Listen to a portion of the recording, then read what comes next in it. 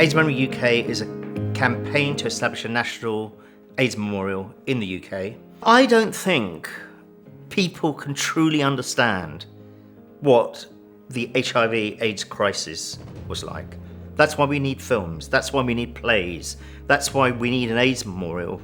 That's why we have to, people like myself who were around, we have to keep on remembering, keep on bearing witness, people keep on speaking about it. People I knew, people around me, friends, started dying and getting ill, and I started going to funerals. And then the love of my life, really, Tony, he died of AIDS as well in 1992. So it was a really tough time, and I think for a lot of us, certainly for myself, it was more like a kind of survival game.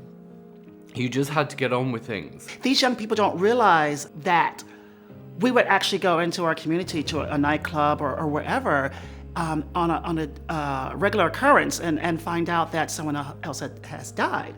We don't experience that these days. And these young people don't realize that it was a huge problem because our community was oppressed by the general society. We'd got so used to it, so used to going to funerals, that we thought nothing would change. 1996 came. The moment I'm here to speak about is the antiretroviral medications, which came in around 1996. I had a boyfriend who died in 1995. If he had lived 6 months longer, he'd be alive today. 96 a very prevalent year. It was the year that medication started to get better. I became positive in 1996. And it was just as that was coming in. So even when I became positive,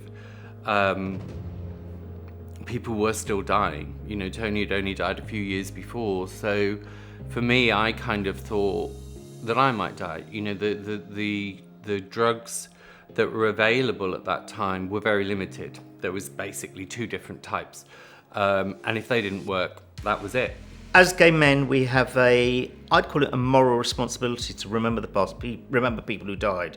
We can now celebrate what we've achieved, that many people will survive, and HIV is a manageable condition in the West. And we must remember that many people are still dying of AIDS. We're halfway through the epidemic, and we've got a lot of work, and we must join up together, continue the struggle, continue the fight, and make sure that nobody else dies of AIDS worldwide. And then we have achieved what we're meant to achieve.